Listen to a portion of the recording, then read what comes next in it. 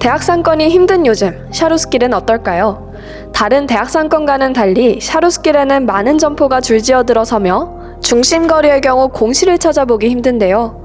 주요 고객층인 학생들, 그리고 점포를 운영하는 상인들은 샤루스길이 어떤 거리라고 느끼고 있을까요?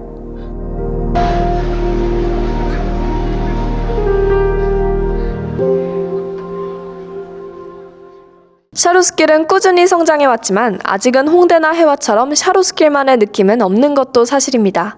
2014년 샤루스길이라는 이름이 붙여진 이후부터 현재 2024년까지 거리는 성장했지만 거리만의 특색은 사라지고 있다는 지적이 많습니다. 특색 있는 식당들이 많다, 이런 게 장점으로 꼽혔었는데 이제 요즘 들어서는 방학 때마다 되게 상권이 자주 바뀌더라고요. 근데 이제 바뀌는 것도 보면 그냥 좀 접근성 좋은 프랜차이즈 식당이나 포차들이 많이 들어오다 보니까 예전에 비해서는 이제 개성이 많이 줄어들었다, 그런 생각이 드는 것 같아요.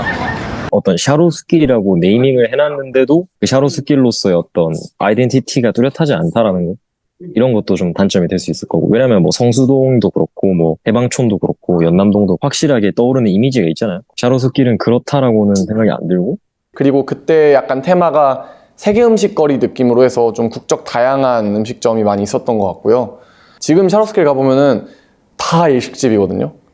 히라가나 가타카나 엄청 많고 음식점도 되게 자주 바뀌고 늘 사라지고 새로운 거 자꾸 생기다 보니까 이 거리 자체가 어떠한 정체성을 가지고 있는지가 좀 흐려진 것 같고 뭔가 그냥 유행하는 것들의 짬뽕처럼 돼버린 느낌? 여기는 신촌이나 홍대 같은 데 있는 유명한 식당이 2호점이 많구나라는 생각을 되게 많이 했었거든요. 정말 샤루스길만의 특징이 있는 것 같지는 않아요. 더 많은 의견을 듣기 위해 설문조사를 실시해보았습니다. 설문에 참여한 101명의 응답자 중 약 86%의 응답자가 샤루스길은 특색 없는 거리라고 답했습니다. 설문 응답자들은 샤루스길의 성격을 묻는 문항에서 1순위로 술자리를, 2순위로 식사를 뽑았습니다.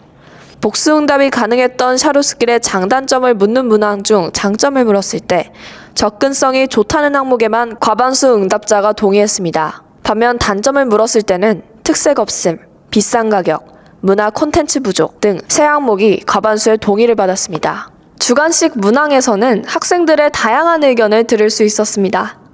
신입생은 술집이 많다는 반응이 대다수였고 2학년 이상 학생은 가격이 비싸졌다, 일본풍이 너무 많다, 가게가 너무 빨리 바뀐다, 로컬 가게가 사라지고 유행을 타는 점포가 많아졌다 라는 의견이 많았고 놀거리가 부족하다, 외부인이 많아졌다는 의견도 있었습니다.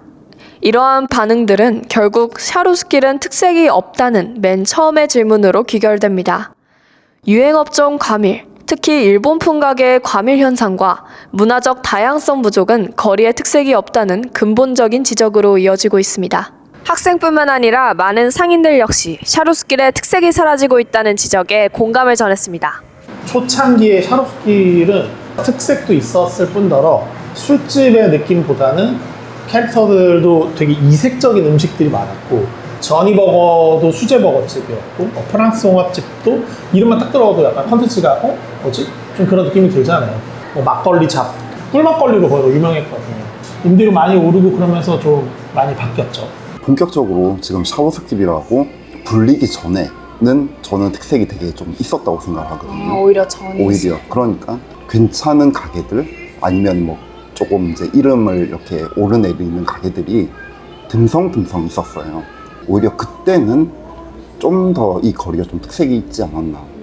오히려 가게가 많아지면 많아질수록 특색이 사라지는 약간 그런 느낌? 성수라든지 물레동이라든지 이런 데는 기존의 역사적 자산이나 유산이나 이런 게 있어서 그것과 결부돼서 뭐 지역의 아이덴티티를 만들 수 있는데 샤루스길은 없죠.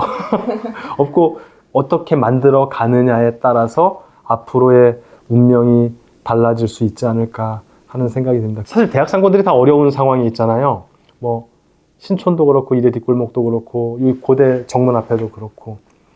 그런데 그런 상황 속에서 그 샤루스길이 잘 되고 있다는 건 되게 고무적인 사실인 건 맞는데 이쪽에서 왜 그렇게 됐을까 하는 것을 좀 돌아보면은 좋지 않을까 싶어요. 단순히 문화적 특색 없이 그냥 단순히 그 먹고 즐기는 골목으로만 있었을 때 그런 문제가 발생했다는 거. 하지만 샤로스길은 반대를 향해 달려가고 있습니다. 거리를 오래 지키던 가게들은 대형 프랜차이즈 가게에 자리를 내어주고 있고 특색 있는 점포들보다 유행을 쫓는 대형 프랜차이즈 점포의 증가세가 뚜렷합니다. 인근 부동산에서도 비슷한 답변을 들을 수 있었습니다. 몇 년 전에는 개인 사업 주로 이제 개인 브랜드 시키려는 분들이 많이 있었는데 지금은 이제 대형 프랜차이즈 이제 점포 개발팀이 직접 사무실로 찾아오시는 추세입니다. 샤로스길에서 특색이 사라져가는 근본적인 이유는 과연 무엇일까요? 상인들과 전문가들은 입을 모아 임대료 상승을 원인으로 지적합니다. 상권이 성장하는 과정에서 임대료가 오르는 것은 자연스러운 현상이지만 급격하고 과도한 임대료 상승은 가게들에 큰 타격을 입힙니다. 특히 프랜차이즈가 아닌 상대적으로 규모가 작은 자영업자들에게 임대료 상승은 치명적입니다. 샤로스길이라는 이름이 붙기 전부터 가게를 운영해온 사장과 최근에 입점한 사장의 의견을 물었습니다. 정말 중요한 문제인데요. 임대료가 차지하는 비율이 꽤나 높은 편이죠. 그래도 뭐 서울에 유명하다는 뭐 가로수길이나 이태원이나 저런 데 비하면야 아직은 부족하겠지만은 여기서 시작하고 일을 하시는 분들 입장에서는 꽤나 높으니까 작은 가게에서 임대료가 차지해버리는 하루 매출에 비해서 임대료가 차지해버리는 비율이 높다면 절대 못 견디거든요. 어떤 누구라도. 그런 점은 뭐 잘 협조로 해가지고 서로 상생하는 게 안 낫겠습니까? 건물주하고 임대인하고. 경기가 좀 안 좋은 시기예요. 결과로는 지금 가심비의 매장들이 많이 존재를 해서 살아났는데 임대료가 너무 비싸버리면 아무 매출이 안 나오잖아요. 이익이 안 나오니까 말라 죽는 거죠. 여기 건물주분도 아유 월세 비싼데 괜찮겠어 라는 말을 해줄 정도예요. 그만큼 여기가 상권은 없는데 비싸 월세가. 임대료가 상승하면 매출액 중 상당 부분이 가게 유지비로 지출돼 순이익이 감소하고 가게 운영이 어려워집니다. 그런 장사가 잘 되는 곳은 보통 대형 프랜차이즈 개인 브랜드의 매장들은 좀 많이 힘들어가는 건 사실입니다. 자영업자의 순이익 감소는 개별 점포의 폐업에 그치지 않습니다. 임대료가 오르면 오를수록 상대적으로 수익이 적게 남는 업종은 거리에서 살아남을 수 없게 됩니다. 대신 그 자리는 몇몇 고수익의 유행 업종들이 대체하게 됩니다. 이제 임대료가 지속적으로 오르니까 그 임대료를 감당할 수 있을 만큼의 상점만 들어오게 되잖아요. 근데 그런 임대료를 감당할 수 있는 상점은 대개는 이제 프랜차이즈 점포들이 좀 더 많아지게 되고 그러면 그 지역에 대한 특색이 사라지는 상황이 빚어질 수밖에 없죠. 결국에는 뭐 지역 내 다양성을 최대한 확보하는 게 제일 중요하다고 생각이 드는데 사실 자본의 논리로 생각했을 때는 그렇게 쉬운 문제는 아닌 것 같다는 생각이 들어요. 네. 그 결과 샤로스길에는 이자카야 등 고수익 주류 업종 점포가 우후죽순 생겨났습니다. 즉석사진 가게처럼 유행 후에도 유지되는 경우가 있는 반면 탕후루 가게처럼 단기적인 유행에 따라 급격히 생겼다가 없어지는 경우도 많습니다. 그 마진이 급격하게 줄어든 게 최근 2년 정도예요. 그렇다 보니까 아무래도 조금 더 고마진, 짧은 시간에 큰 매출을 일으킬 수 있는 그런 포지션이 저는 좀 선술집 이자카야 같아요. 일본의 장점 중에 하나가 제품화를 잘해요. 그래서 조리하기는 조금 더 편한데 맛은 좀 보장이 되고 가서 먹다 보면 또 쭉 나오고 그래서 매출도 좀 나올 수 있고 이게 조심해야 될 거는 이 캐릭터 라인이 단조로워지면 안 돼요. 근데 이게 하나가 성공하면 다 따라온단 말이에요. 얼마 전에도 이제 탕후루가 유행했는데 거기도 샤로스길에 한 번에 많이 생기고 지금은 또 없어지고 있고 뭐 포토 스튜디오도 마찬가지로 또 지금은 유행하는 게 이제 일본식 선술집 이자카야라고 하죠. 그런 가게들이 많이 늘어나고 있어요. 그래서 샤로스길 상권 자체가 유행에 따라서 젊은 분들을 움직이니까 계속 그렇게 움직일 것 같습니다. 최근 샤로스길의 이자카야 음식점이 늘어난 배경에는 임대료 상승이 있었습니다. 또 가파른 임대료 상승은 거리의 문화적 다양성에도 악영향을 미칩니다. 색다른 문화 콘텐츠를 제공하는 업종들은 임대료가 비싼 중심거리에서 살아남기 어렵기 때문에 신규 입점이 적고 기존 점포도 점차 외곽으로 밀려나게 됩니다. 샤로스길에서 공연장 겸 영화관을 운영하는 사장을 찾아가 직접 물어봤습니다. 지하인데도 대부분 임대료가 비싸더라고요.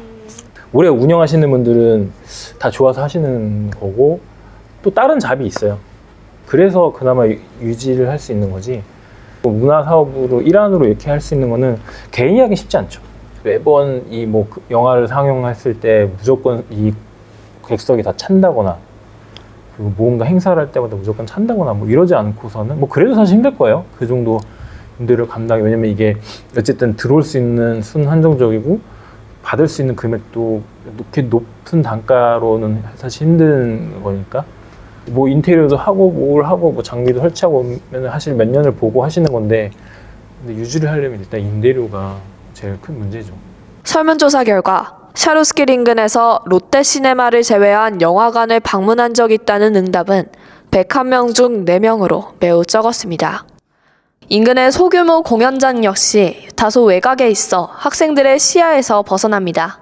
가장 잘 알고 있었던 곳은 사운드마인드라는 공연장만 조금 알고 있었고 나머지는 사실 잘 알고 있지는 않았던 것 같아요. 중심거리에서 소품샵을 운영하고 있는 사장 역시 다양한 업종이 샤루스길에 입점하길 희망하나 임대료로 인해 어렵다는 의견을 전했습니다. 옷가게 그런 게 없는 것 같아요. 옷가게 그런 것도 있으면 좋을 것 같습니다. 그렇지 않아요? 아, 재밌죠. 약간 일반 소매점이 들어오기가 좀 힘든 구조인 것 같아요. 맞아. 월세가 좀 비싸졌어. 가격이 더 올라가고 그 일자 거리가 그래서 쉽지가 않죠. 데이트 코스 같은 거 뭐 몇 명 하고 계시는 분도 있지만 타프팅이나 뭐 공방이나 뭐 클래스 같은 거. 클래스 같은 거를 하시는 분이 있으면 좋을 것 같아요. 임대료 상승은 점포의 순이익을 감소시킵니다. 이는 거리를 고수익 업종 위주로 재편하고 그 과정에서 문화적 다양성이 감소합니다. 그 결과 샤루스길은 현재 밥과 술, 특히 이자카야를 필두로 주류 업종이 대다수를 차지해 반문화 위주 거리로 변했습니다. 한창 코로나 때문에 비대면 수업도 하고 아무래도 상권이 많이 죽었었는데 그 이후에 좀 대면으로 바뀌면서 상권이 재편되면서 좀 샤루스길만의 특색 있는 맛집이라던가 그런 장소들이 사라지고 좀 체인점, 이자카야들이 많이 생기면서 이 옆에 있는 신림 거리랑 크게 구분되지 않는다? 좀 그렇게 많이 바뀐 것 같습니다. 샤루스길 임대료 얼마나 가파르게 오르고 있을까요? 샤루스길 관계자들은 샤루스길 메인 상권의 대부분의 임대료가 법정 최고 인상률인 연 5%씩 꾸준히 오르고 있으며 법의 사각지대를 악용해 훨씬 큰 폭으로 올리는 경우도 있다고 밝혔습니다. 샤루스길 임대인분들이 내리는 분은 없고요. 항상 재계약할 때마다 5%씩 무조건 요구는 하고 있습니다. 거의 올린다고 보셔야 될 것 같아요. 지금 상가 건물임대차 보호법은 상가 임차인을 과도한 임대료 상승으로부터 보호하기 위해 제정된 법입니다. 이 법은 임대료 인상률을 연 5%로 제한하고 있습니다. 상권이 활성화되고 거리의 매출이 오르면 임차 수요가 늘어나 임대료가 오르게 됩니다. 반대로 임대료가 과도하게 오를 경우에는 임차 수요가 줄어 다시 임대료가 떨어지게 됩니다. 하지만 자영업자만 상가 임차를 원하는 것은 아닙니다. 임대료가 올라 자영업자들의 수요가 줄더라도 대형 프랜차이즈 업체의 거대 자본이 비싼 임대료를 지불하며 입점하면 상황은 달라집니다. 인근 건물주에게 프랜차이즈 입점은 호재입니다. 프랜차이즈 입점을 신호탄으로 주변 임대료는 오히려 계속 오르게 됩니다. 비싼 임대료를 버티지 못하는 기존 점포들의 자리는 고수익 업종과 프랜차이즈 가게들이 차지하게 됩니다. 샤루스길의 프랜차이즈와 주점들이 대거 입점해 샤루스길만의 특색이 없어졌다는 지적이 나오는 이유입니다. 부동산과 공공기관에서도 샤루스길 임대료 상승을 파악하고 있었습니다. 상권이 이제 활성화되면 해당 장소에서 이제 사업을 하시고 싶은 분들이 이제 모이고 이제 임대인들이 임대료를 이제 올리는 경향이 있습니다. 기존의 임대료보다 2배, 3배 많은 임대료를 지급하고 들어올 의사를 보이는 분들이 있기 때문에 이제 임대료가 오르고 그럼 그 기존에 있던 상인분들은 이제 젠트리피케이션에 이제 영향을 받는 신림에 좀 큰 사건들이 있었잖아요. 거기서 가장 가까운 상권인 샤루스길로 많이 오고 있어서 임대료도 꽤 올리려고 하고 있습니다. 임대료를 한 분이 올리게 되면 그 옆집 집주인분도 오르고 옆에 임대인분도 올리기 때문에 확실히 임대료는 많이 올라간 것 같아요.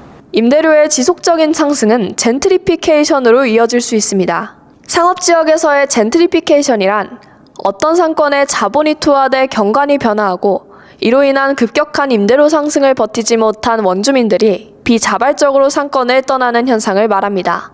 관계자들은 샤루스길의 기존 상인들이 높은 권리금을 받고 자발적으로 상권을 떠나기도 하기 때문에 섣불리 젠트리피케이션이 일어났다고 판단하기는 어렵다고 지적합니다.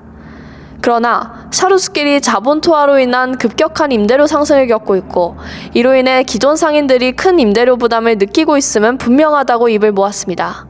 초기 점주들이 과도한 임대료 상승에 못 이겨서 다 밀려나가게 되는 형태가 아주 광범위하게 다 발생했느냐라는 건 좀 애매한 부분들이 있는 것 같아요. 그 사람들이 엑시트 전략을 취했을 수도 있거든요. 네. 상인분들 입장에서는 젠트리피케이션이 일어난다고 생각하시는 분들이 더 많지 않을까요? 본인 입장에서는 되게 어쨌든 임대료 상승이 계속 올라가고 있으니까. 네. 이제 샤루스길은 젠트리피케이션을 경계하고 해결책을 찾아야 합니다.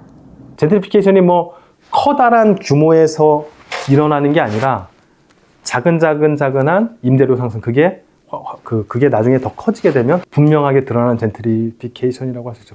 그런 젠트리피케이션을 방지하는 문제는 상당히 중요하다. 그리고 임대료가 올라가고 있다면 그거는 젠트리피케이션의 전조 이상이다. 과정 중에 있을지도 모른다. 임대료 상승으로 특색을 잃어가고 있는 샤루스길. 학생들은 어떤 거리를 원하고 있을까요?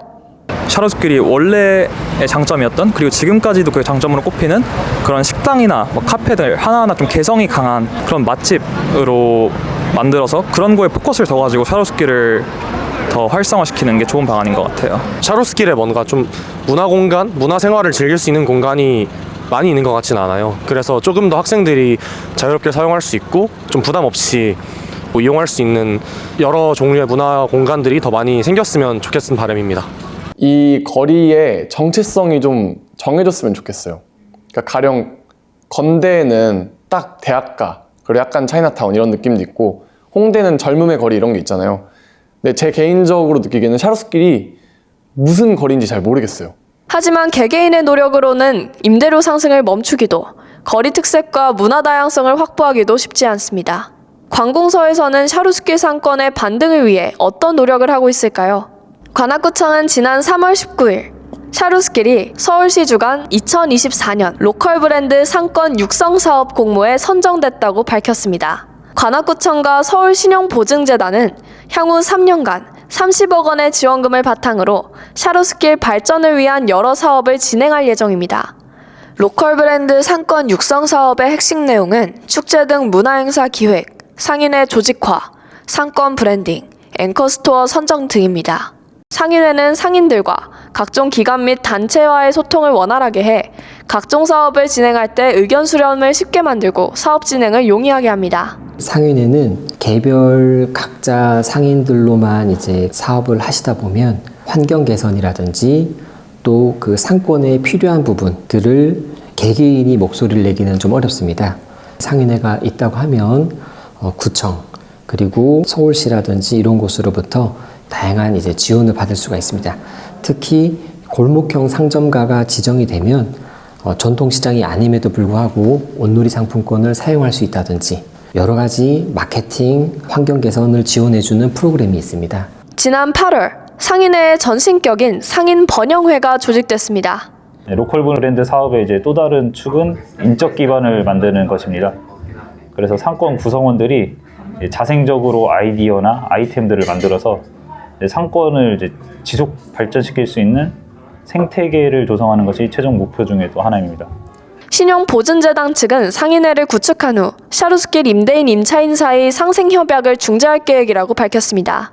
상생협약이란 상가건물 임대차보호법에서 규정한 연 5%의 임대료 인상 최대치를 지키겠다는 협약입니다. 2년차에 상생협약을 이제 체결하는 게 목표로 되어 있습니다. 기본 전제 조건으로 되어 있는데 상생협약은 임차인의 50% 이상 그리고 임대인도 50% 이상이 상생협약에 동의를 해야 되는 것을 내용으로 하고 있고요. 상생협약은 상가임대차보호법 즉 5% 초과해서 올리는 것을 이제 막는 이하로만 올리게 되어 있음에도 불구하고 사실은 올리는 경우들이 있습니다. 당연한 부분을 지키게 하는 그런 분위기를 조성한다. 샤루스길의 자영업자를 보호하고 문화적 다양성을 확보하는 방안이 임대료 방어만 있는 것은 아닙니다. 각종 문화 행사를 관악구청에서 기획해 소비자 유입을 늘리고 매출을 올려주는 사업도 큰 역할을 하는데 대표적으로 축제 개최가 있습니다. 샤루스길에서 오랫동안 카페를 운영해온 사장은 상인들이 주체적으로 문화제나 행사를 기획하는 것은 현실적으로 어렵다고 이야기합니다. 그럼 문화제 같은 것도 이 가게에서 이렇게 특정 날 잡아가지고 하는 것도 되게 좋은데 지금 그게 가능할지는 잘 모르겠어요. 그게 왜 그러냐, 임대료가 낮으면은 좀 그만큼의 여유가 있잖아요. 그러니까 이 공간을 어떻게 그런 문화재로 할애를 할 수가 있는데 임대료가 높아지면은 뭘 해야 될까? 장사를 해야 되겠죠. 그 시간 딴 거 신경 안 쓰고 딱 자기가 하던 것만 해야 되겠죠. 약간 이렇게 좀 연관이 되는 것 같긴 해요. 신용보증재단은 지난 10월 4일부터 5일까지 이틀간 샤루스길 축제를 개최했습니다. 축제 기간 샤루스길 중심거리에서는 차량이 사라지고 거리에는 테이블이 나왔습니다. 낙성대 공영주차장 쪽에는 무대가 설치돼 여러 공연이 진행됐습니다. 축제는 성황리에 마무리됐습니다. 그러나 신용보증재단 측이 우려하듯 축제가 일회성 행사로 그치지 않기 위해서는 결국 오랜 기간에 걸쳐 거리의 특색을 확립하려는 노력이 꼭 필요합니다. 샤루스길의 문화적 다양성을 확보하고 임대료 문제를 해결하기 위해 결국 샤루스길만의 특색을 만들기 위해서는 앞으로도 넘어야 할 산이 많습니다. 향후 3년간 로컬 브랜딩 사업이 계획돼 있는 지금, 로컬 브랜딩 사업을 통해 샤루스길이 임대료 문제를 해결하고 특색 있는 거리로 거듭나기를 기대합니다.